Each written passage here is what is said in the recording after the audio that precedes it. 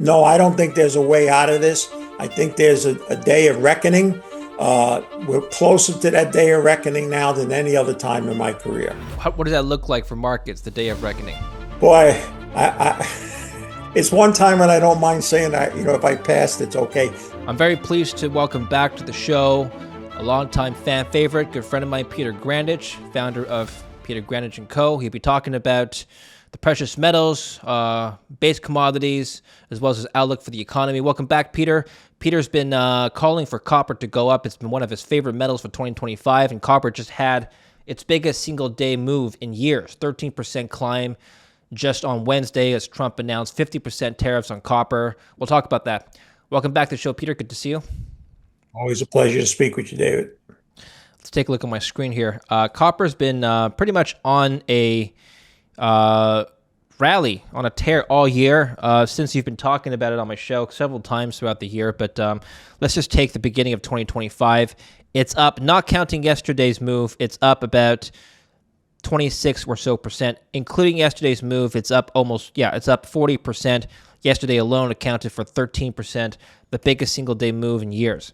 Tell me about your outlook for copper. Are you still bullish after yesterday's move? How did you feel about the copper tariffs? Did that take you by surprise? Let's just get an overview of copper here. Sure. So first of all, it's exceeded by far my target for this year. I was looking by year end to be somewhere between 5 and 525. And obviously we've gotten there earlier. I'm not thrilled that it took a tariff to do it because I'm not a fan of tariffs in general.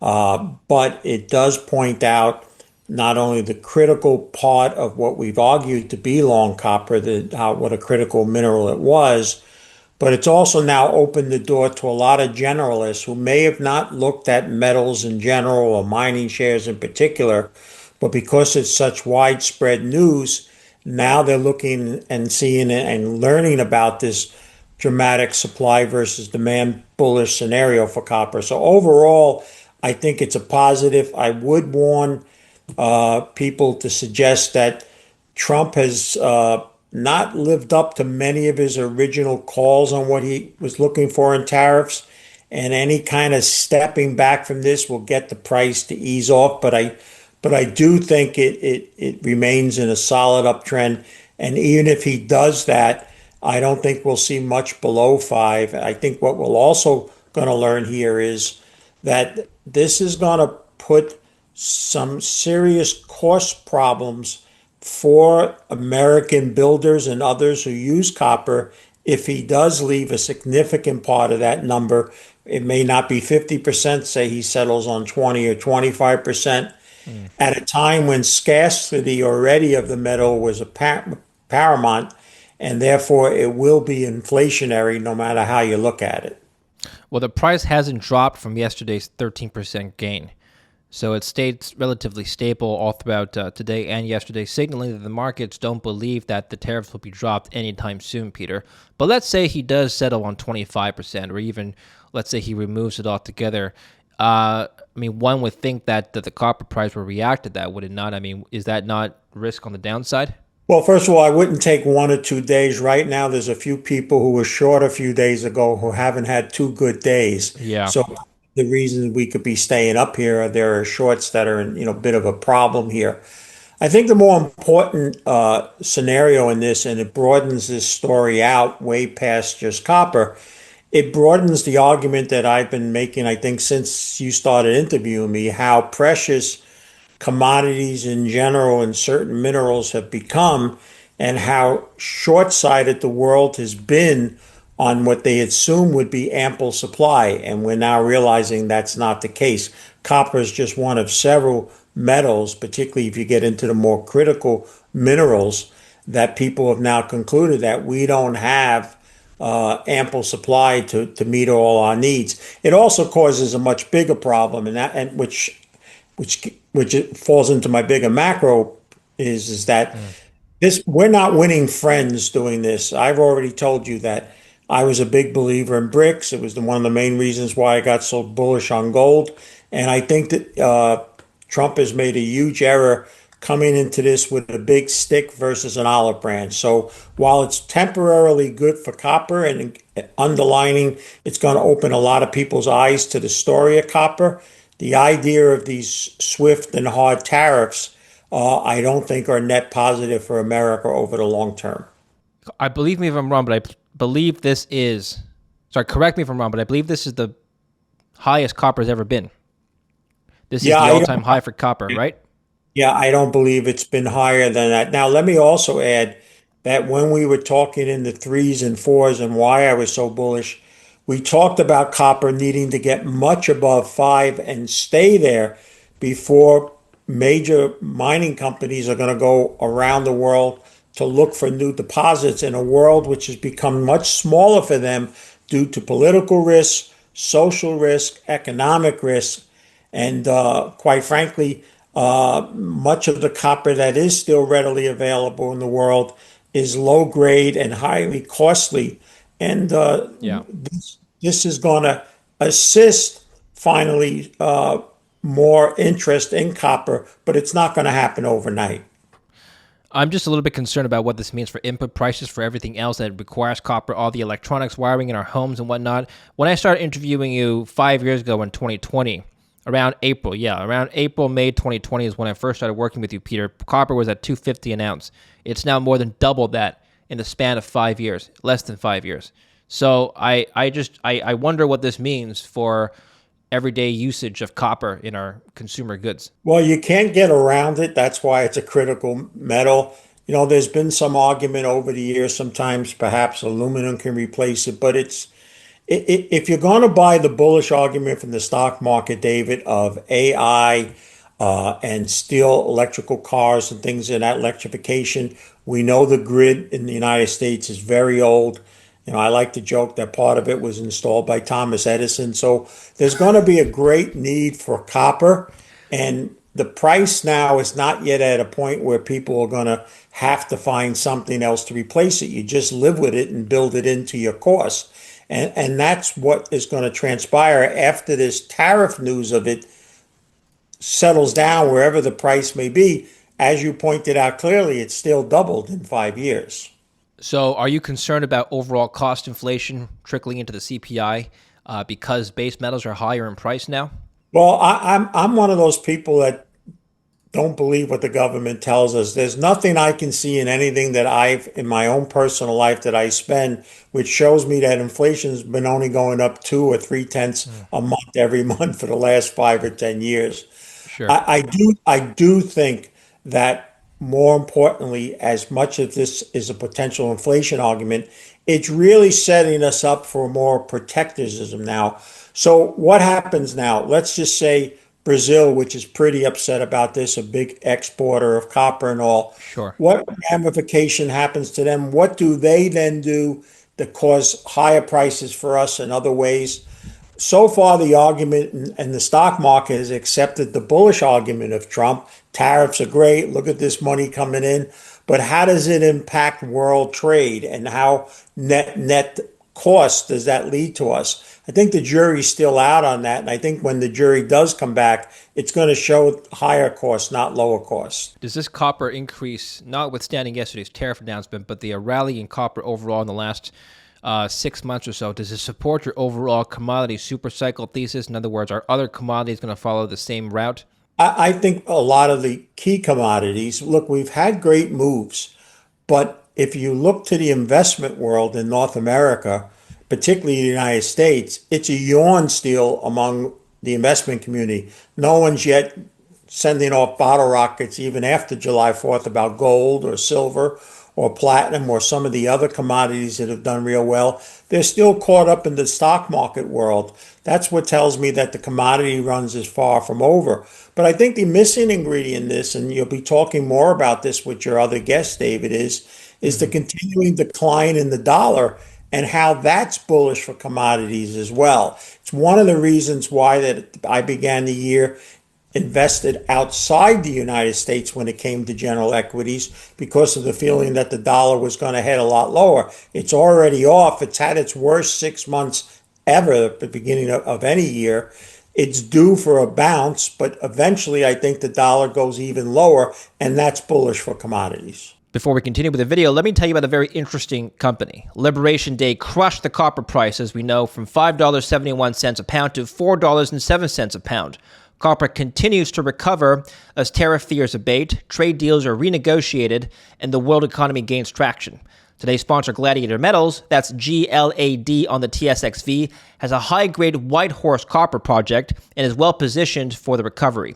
Gladiator Metals is advancing its high-grade copper near-surface Cowley Park prospect with a fully funded $15 million, 20,000-meter drill program aimed at producing a resource by Q2 2026.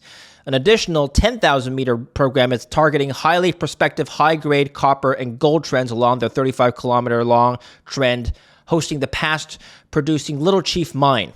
The project's proximity to White Horse provides exceptional infrastructure and low costs. Drilling at Cowley Park has returned spectacular copper intercepts, including 11.5 meters of 7.54%, 12.7 grams of gold per ton, 493 parts per million molybdenum, and 0.08 grams of gold per ton. Management believes Cowley Park has the potential to be one of only 3 conflict-free, undeveloped, open-pittable copper deposits greater than 40 million tons with 1% copper plus molybdenum, gold, and silver credits. Backed by a proven management team with a relentless drive for success, Gladiator is the high-grade, near-surface copper stock to watch. Okay, we'll come back to that. This is a good segue to your piece that you read recently. Halfway mark, feeling pretty good, all things considered. This is on petergrandich.com. People can check out that website for more information. Overall, feel pretty good about how things turned out for the first half of the year. Gold, mining shares, and even many junior resource stocks are outperforming the general stock and bond market. I am most confident that can continue for the balance of 2025. I wish to own no U.S. general equities. You just spoke about that, not related to metals.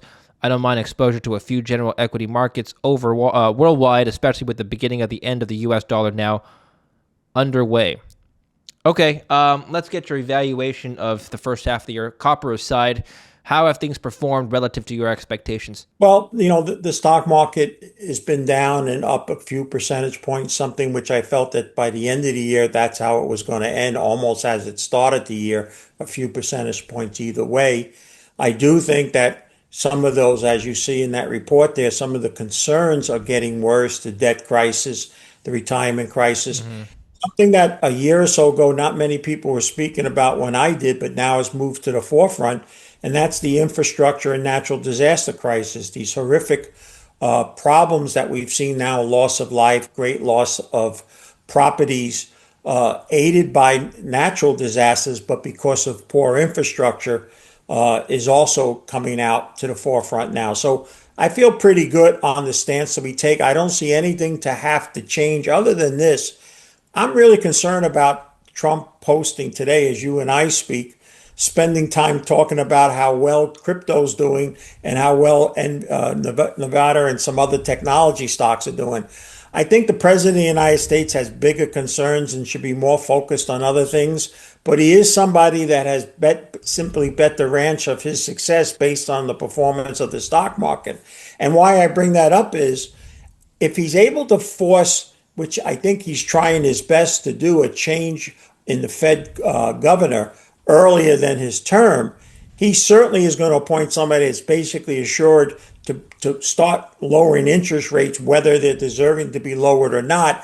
And that could be the last kick to the stock market and kind of have a melt up. So that's not something I was thinking of at the beginning of the year, but now in the way that I've seen he's acting, and it's really clear that that's what he's hoping. There's even rumors now that Powell's going to step down and all. That could be the last ingredient to what would be called a melt up in the stock market and maybe the last hoorah. I will also make note to you that, not counting junior resource stocks, but some of the biggest gains now in the U.S. equity markets are in very, very low price stocks with huge gains. And those are the type of things that happen at the end of equity cycles, not at the beginning. In 2020, there was a huge melt up in the stock markets because of a limited QE. Not only did institutional investors get more money because of expanded money supply, but the retail investors also received more money in the form of stimulus checks. So that boosted markets from all levels. Where's the money coming from this time for the next melt up, though, Peter? I just think the melt up will just be the last hurrah. It doesn't Mm, necessarily need a lot of more liquidity. okay. I do think that if we start to see interest rates cut, that will be viewed by people as just another reason to own stocks and own them more aggressively. Know this, and this is interesting. I've been at this 41 years. At this point in time, institutionals investors have been basically net sellers of the stock market, while the public has been net major buyers.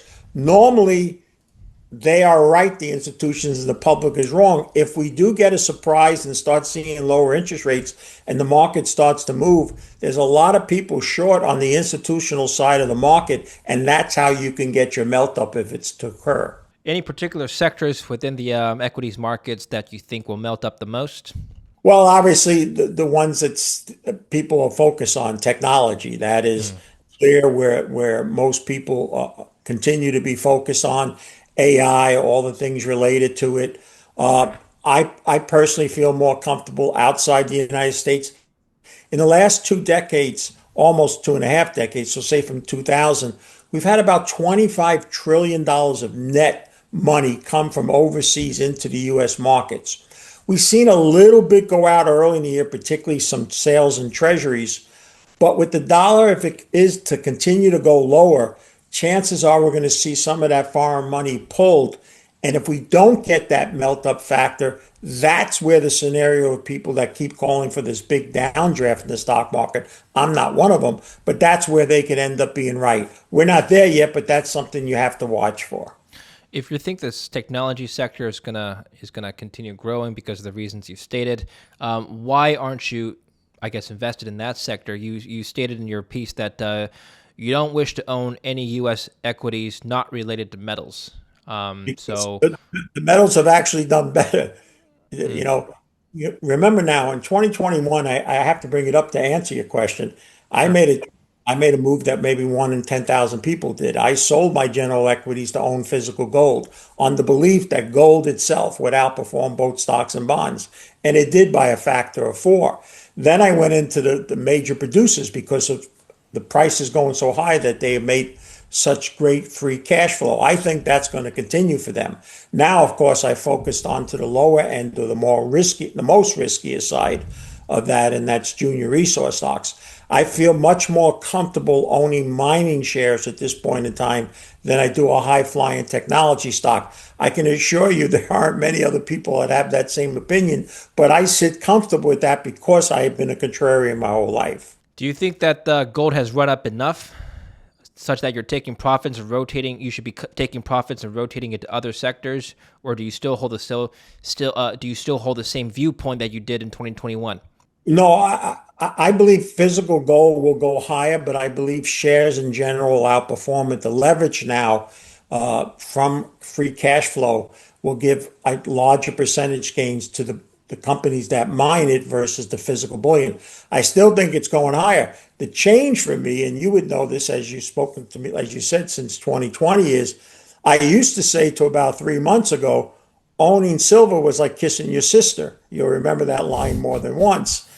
I now believe, and 3 months ago chose that silver now is in the same ballpark in gold. In fact, I think it's preparing to outperform gold for the next several months. So I still think there's a lot of gains potentially in the physical prices of metals, but I think the companies that look for them, mine it, and also explore will actually offer better leverage opportunities than the physical metals themselves. Is that because you think industrial growth will start to pick up again, which will benefit silver?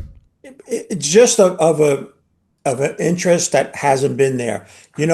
There are estimates, and I don't think there's any of this is official. This has just been experts speaking about it over years, Dave. But there's an Sure. estimate that 20 or 30 years ago, as much as 2 to 4% of the average American portfolio was in the metals. Now people estimated a half of 1%. So if both parties are somewhat right, and we just get a doubling of interest from half a percent to a percent, that's going to move markets, especially silver, which is only one-fifth the size of the gold market. That's another reason why I like the silver at this point in time as well. Okay. When you look at everything rising in tandem, stocks, gold, bonds, silver, cryptos, AI stocks. Does this feel like 87 all over again? 87 was, a little bit different than now. Mm. Here's something I think is very, very important for all your listeners, David. The Hmm. market that existed in 1987 doesn't exist anymore. In 1984, when I started, almost 90% of the trading was by individual investors. Only 10% was institutional. There was no any type of computer trading. Now, over half the money in the US stock market's in passive funds. These are funds that are not actively managed or traded. They're mostly used to track an index or an indice. The remaining half, about two-thirds of that, is in computer-related trading, algorithm trading, either simply because of headlines or sophisticated programs. The smallest percentage now is what the stock market was originally created for, to be part owners of businesses, buy and sell them and all. So I have to suggest that the first thing one has to do, if you're like me that has gray hair or no hair at this point in your life, the market you were investing in 30 or 40 years ago doesn't exist anymore. And therefore, the rules that you used 30 or 40 years ago are basically out the door as well. So my bigger concern about your overall question is when everything seems to be going when certain things shouldn't be, it's a suggestion that people are just too enthusiastic, which means we're at the latter stage, not the beginning stage of something. For me, I just think the safer play in that is related to metals versus stocks, general equities. Are you satisfied with the performance of miners this year? Let's just take a look at the charts here. Let me switch back to a chart of. Let's just take gold versus the GDX. So the GDX, as you know, in 2024 underperformed the gold bullion. Let's take a look what happened this year. Year to date, it's actually outperformed by a margin of almost 20%. So year to date, 46% on the GDX, 27% on gold. So is it, this is behaving as you would expect during a bull rally. Why has it taken so long is the question on a lot of investors' minds. My mind too. I would have had this conversation with you 2 years ago and said, wow, this is really when the share should take off. For whatever reason that they didn't, they seem to now want to make up for lost time. We're witnessing things we haven't seen in several years in the metals and mining. The interest that had disappeared, the amount of financings, the mergers and acquisitions that are occurring and all. I would argue that the the general metals and mining industry today, as you and I speak, is in its best shape in over 5 years, maybe even back to the last great run in 2010 or 11. So, yes, that chart is meaningful, but I just also think that there's a bigger opportunity for the shares now versus the physical underlying metals. And that's, of course, why I focus that way as well. Do you prefer the shares versus the underlying at this point? Well, I have a nickname called Riverboat Pete. So anybody that's a true gambler, and by the way, speculating and gambling is the same thing. Wall Street just created the word speculating so they Okay. don't have to say gambling. But the bottom line is I'm one that likes to take a risk. I'm willing to lose a part or all of my principal. I just did. I had my worst loss ever in what I thought a few years ago was one of the best possible mining stocks. So there is substantial risk and potential loss in this. But overall, Yeah. particularly if you stay with indexes like the GDX or the GDXJ, I still think they will do as well, if not better than the stock market, at least for the balance of this year and into 2026. All right. I want to just finish off and talking about some of the risks that you highlighted in your piece here. Debt and deficit crisis. I think we spoke about this. These are trends that longer term trends that investors need to be uh, aware of. This is an article that you linked. Economic heart attack. 3 experts spoke to Goldman Sachs. Ray Dalio being one of them. Ken Rogoff and Neil Ferguson. I think the summary here, especially from Ray, is that the governments can't really. At some point, it'll be unaffordable to pay off interest debt or interest payments on the debt, and it'll be a little bit too expensive relative to the revenues from, I guess, taxes and other things.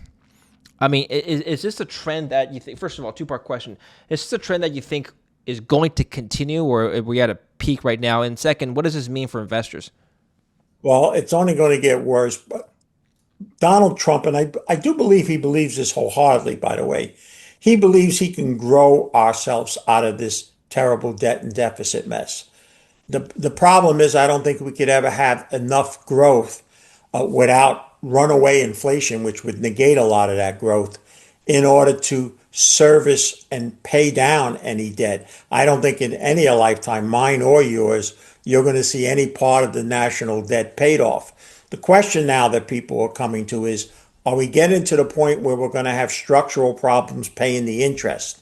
One of the reasons also that Trump wants to see an immediate cut in interest rates, and by a lot, is we have almost $10 trillion that needs to be refinanced in the coming months in the Treasury market. It would mean a lot if they could do that to 1 or 2% below where they're currently at. That's another reason for his wanting to see cutting interest rates. But what I think the Ray Dalias and others that continue to point out is we are really getting out of hand. We cannot run $2 to $3 trillion deficits and expect to be able to provide government services in the same manner that people were used to 10 or 20 years ago. We just won't. And the other problem that we're running into, and this plays into why I believe he's made a mistake on the trade war with a big stick, we're so dependent on foreign capital to service our debt. And I don't think we're winning any friends in this trade war. In fact, I think we're losing if we had some friends, Canada being perhaps one of the best friends that we ever had. And therefore, I think short term it looks good, but longer term it's causing even a bigger problem. No, I don't think there's a way out of this. I think there's a day of reckoning. We're closer to that day of reckoning now than any other time in my career. What does that look like for markets, the day of reckoning? Boy, I it's one time when I don't mind saying that, if I passed, it's okay. I think if it ever got, if it, there's a great movie out from the early 1980s if people want to have a possibility of what it can look like. It was called Rollover. And those that have been around a long time will know what I'm talking about. And it painted just that, what will transpire. I'll tell you the other issue that concerns me greatly. Ever since Donald Trump came down that escalator to announce his running for president, there's a group of people who've grown very, very hatred, worse than hatred, against him. It's playing out now literally in the streets of the United States. I suspect that civil unrest is going to get worse, not better.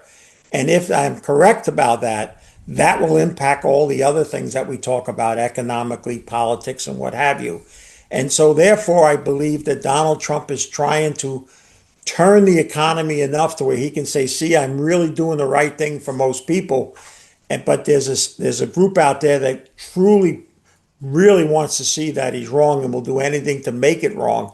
And that's the battle that's still in front of us. I don't, so just so you know, David, I don't sell anything that's going to benefit by saying that. So, like if I sold gold or cabins in the woods or firearms, you Yeah. can understand someone saying that. But I am very, very concerned now that America's probably gotten to the point where it's more divided now than any other time, other than perhaps our Civil War. And it's getting worse, not better. Yes, we've talked about this before. Let's just go back to the debt issue. So I'm theorizing here, and maybe you can add to it or correct me. Suppose we get to a point where the day of reckoning comes. That could mean a couple of things. Either the government realizes they can't afford the debt, so they raise taxes, or they, God forbid, default on their debt, which means failed treasury auctions because nobody will want to buy U.S. debt, at least for that period of time. Interest rates would go up even more because debt will be downgraded.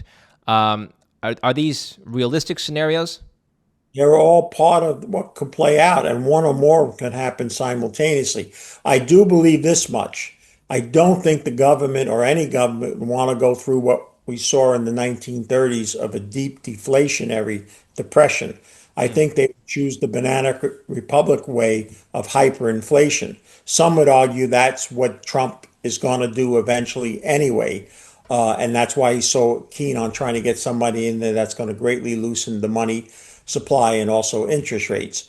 But I do think for most people, whether you have the deflation scenario or the inflation, it's not going to be good for the general public. Neil Ferguson, in the article that you quoted, said any great power that pursues a reckless fiscal policy is opening itself up to challenge. We've talked about some of these challenges. What can be done to, I guess, cut spending? Anything that the government is spending on now that you think is just completely unnecessary that should be cut? Well, look what happened. We had a gentleman come in with him named Mm-hmm. Musk. In the Mm-hmm. early days, they talked about, oh, 2 trillion is going to be cut. Then it was a trillion. Then it was several hundred billion. Then it trickled down to 9 billion, and they had trouble passing that. This is a government that doesn't know how to do what you and I are forced to do. David, you and I can't keep spending more than we make without eventually getting in trouble. They, of course, don't have that issue at this moment for themselves. Two things will solve it.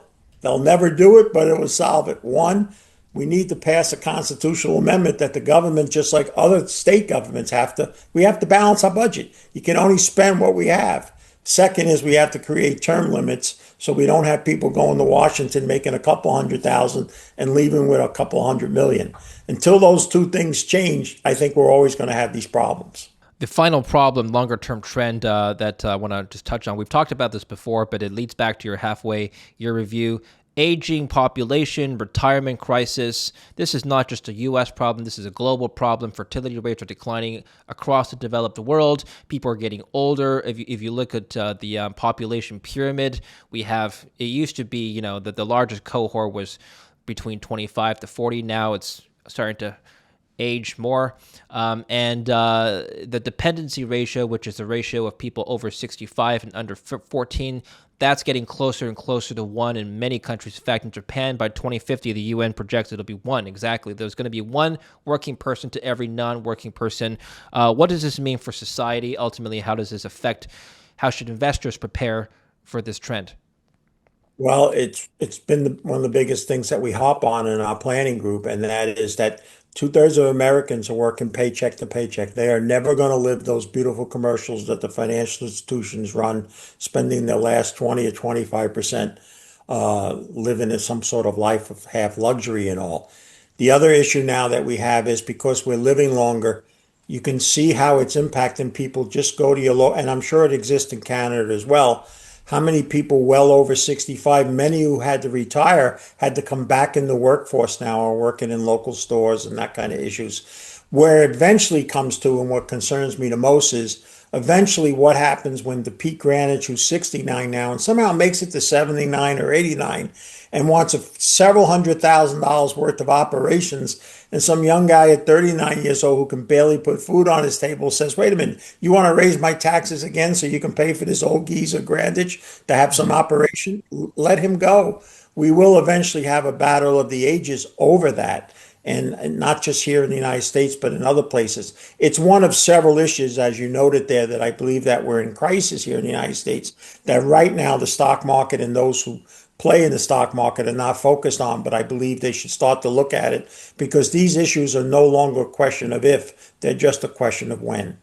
I wonder if this is an investment opportunity for life insurance companies or private pension companies or private investment vehicles. If people don't have faith that the government will be able to help them with pensions in their old age, the prudent thing would be, at least for me, let's say I don't think that in 30 years from now the government's going to help me out. Well, I should start saving now and putting my money to work in some other retirement funds or buying some life insurance of my own. Isn't that good for some private sectors that may be involved in this industry, Peter?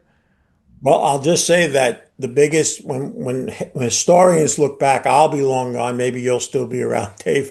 And they look back and see that what led to this crisis in the U.S. It was taking away the pension system and creating the 401k system and Mm. making most people who have no or little financial literacy suddenly be responsible for their retirement. When the company used to do it, put enough money away with them, and then when they retired, give them the gold watch and a check a month.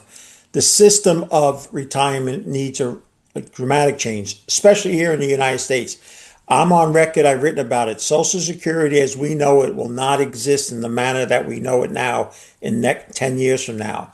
It's just one of the several hard issues that are going to have to be addressed and sooner than later and eventually get to the point where you'll no longer be able to push it aside, whether it's the third rail or not. If you're a politician, you're going to have to put your foot on it. Do you think we should get rid of the 401k system, revert back to what it was? I think it's a little too late for that, especially the generation now. I do think that one of the things that I hop on is debt's the worst four-letter word. Spend less than you make. Try to not have debt at if at all Mm. possible. Live within your means. It has to start somewhere, and it has to start in each individual's home. Don't expect the government to do it until there's no other choice, but we can all start now doing the right thing. I've always wondered if we should opt into a 401k. What is the benefit of doing that versus just putting money aside and perhaps investing on your own, buying an index or a series of indices on your own? What do you advocate for? So in our planning group, and it's only for U.S. citizens, we Yeah. demonstrate that the 401k is not everything that it's cut up to be. And many times people have better alternatives than the 401k. The bottom line is, even before that, David, is I think we have to learn to live within our means. Your parents and my parents and our grandparents, no matter what nationality, whatever, didn't need all the things we now believe as a generation we need in order to enjoy life. They Mm. also weren't leveraged or debted out or had all these issues with debt that we now face in my generation and yours. And I think we need to go back to basics. We're not going to have government go back to basics until there's no other choice because that's too tough of a decision. It's not a politically correct decision to make. But as individuals, we can start now. And it doesn't matter whether in Canada, US, or Europe, or Asia. We need to start living within our means and realize that a lot of things that the world tells us that we need in order to enjoy life, we don't.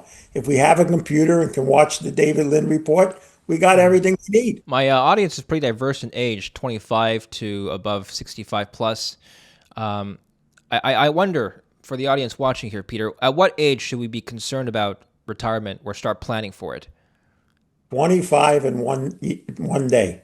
It's Okay. something that because the generation now didn't start doing back then, they have part of the issue they have. And that is something not to put off. It's hard to imagine.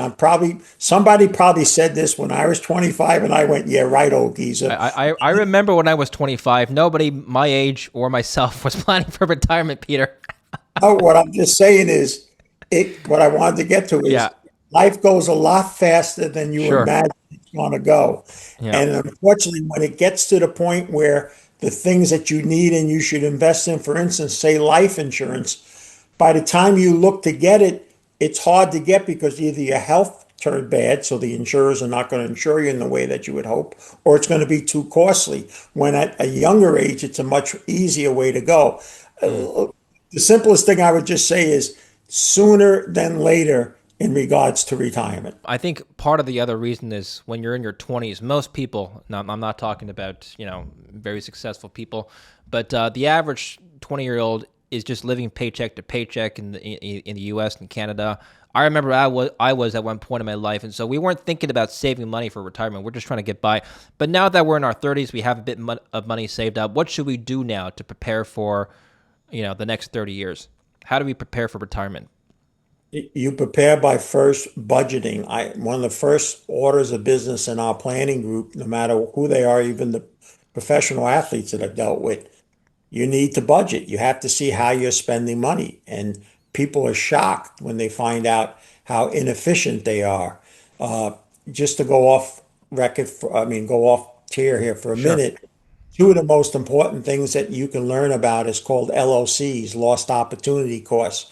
You ask most people if you had $20 and you lost it, what you lose, they answer $20. But what you actually lost is not just the 20, but the opportunity of what money you can make. Many people have inefficiencies on how they handle money, especially if they have businesses, real estate, other types of things. They also may hire experts who all do an individually good job, but because those experts don't speak to one another, a lot of times they have products or services that are actually taken away from the others. So there are a lot of cash. Let me leave you with this. Cash flow is much more important than net worth. Wall Street is built on if we can increase your net worth, we can give you all the answers to whatever your needs are, retirement, college education, and all. Ask anybody that's been successful in business, real estate, what have you, how they managed their cash flow was more important than what their net worth was at the time. learning to manage cash flow starting at a young age is probably one of the best pieces of advice you could get, whether you're in your 20s or your 30s. Are there assets that we should buy and hold until retirement that you think, we should park away for either ourselves or our children, grandchildren? I do think that one of the issues that, and again, Canada is different, so I can only speak to the US, is one of the shocks to people retiring now that come in that weren't clients, they were with somebody else's. They didn't realize how much more still things were going to cost medically, even though they thought when they get to 65, I get Medicare and everything's covered. There's an old saying, I don't know if it was said in your family, but my mother used to say it, son, you got to save for a rainy day. There's a lot more rainy days now in this world than maybe existed in previous generations. So coming a saver versus a spender is probably one of the best investments you can make. Doesn't mean you become cheap or you hold on to every penny, but you watch and handle it with efficiency just as the same as you would hopefully if you were, a doctor operating on somebody, you would want to be as efficient as possible. You need to do the same thing with your finances. Unfortunately, people don't handle financial advice as they do in other things like legal or medical. But at the end of the day, it's perhaps one of the most important things we'll ever do is how we handle our money. What would you do differently if you went back and told yourself, your 25-year and 1-day self, what would you tell him? Well, I would tell him never become a New York Jet fan because I probably would have lived 10 years longer, all the years I suffered with them. But other than that is I probably should have been more saving oriented than Riverboat Pete oriented. I was blessed because I had an opportunity to lose a large sum of money not once and make it back, but twice. A lot of people don't get a second chance. And so the other thing that Wall Street doesn't measure at all, and I didn't for myself, David, this is very important. It's never spoken about. Mental anguish. Most people who will lose money will tell you after a short period of time that mental anguish from losing it towers over whatever the actual dollar factor was. And so causing myself too much unnecessary mental anguish over the years, I would have probably approached it different now, knowing what I know. I'll tell you this much. I'm in my 42nd year. I will gladly say and put my hand on the Bible that I'm a lot smarter now than when I was in my second year of business or even my 12th year of business. You do mature with age and you also learn a lot with age. And unfortunately, it's a nice thing to say if I can go back, but we're never going back. Hopefully people can learn from people who've had a bad experience and not make the same mistakes. I want to finish off by getting you to respond to sort of a different view that I've gotten on my show. I co-hosted a panel with the Cardone twins, and they have a different view on savings. I just want you to respond to it. It's like a 1-minute clip. There are some very interesting statements about money that Grant made, and I want to know what Gary thinks. People should not save. True. People should invest, not save. Save it. Like he made a good point one day. People that I know somebody that's got $300,000 in cash, waiting for an emergency. Yeah. And she has more insurance than this entire convention center. Like she's got insurance. It's our sister. She's got more damn insurance, health, life, whatever, and she's got 300 grand for an emergency. And that's a lot of money for an emergency. And she doesn't spend more than $100 a month. So she's got enough money for 35 years. Totally. She's never needed more than 3. Yeah. And then the inverse is the person that's okay, I have $7,000 that I'm saving for an emergency. I cannot possibly, I'm going to save it under my pillow. Well, that money's not doing anything. By the way, every emergency is going to be over $7 grand. And they all take you back to zero. So that's you're better off being zero and calling your mom up and going, no, you're better off going to zero on your own, yes, not having exactly. an emergency take you to zero. So let's say if your cost of living was $3 grand a month, and Dave Ramsey would be like, you need $9,000. I'm like, Dave, this is kind of stupid, bro. You're just going back and forth. You're a yo-yo. You're literally funding an emergency. You're manifesting an emergency with your money. Now, if I may. You're nothing. All right. Just what do you think of that? Well, not knowing what was spoken about earlier, 2/3 of Americans don't have $1,000 saved for emergency. And so they only resort to borrowing money to take care of emergencies. In terms of what he's saying, sure, if the person's covered every possible conceivable thing that can happen to them, and their homes are paid for and all, and they have just 300,000 sitting somewhere not earning interest or something, yeah, that's silly. But I also wouldn't want it to be that you take every dollar you have and put it at risk because, and it's not because the guy had a B with the line through it, but all investments have risk, some more than others. And what I always like to say is take whatever the bank is offering and double it. And anybody offering you a potential return more than that, there's substantial risk of principal. And I'll just tell you this, most people can't afford loss of principal, not just because of the financial anguish, but because of the mental anguish that comes from it. The single biggest thing that causes divorce in the United States is matters of finance. And many times it's because someone took undue risk, lost money, and now one of the spouses feel that their marriage has been ruined or something from it. So there's partly what they shared was good, but I rather err on the side of caution and be riskful and say, well, don't save anything.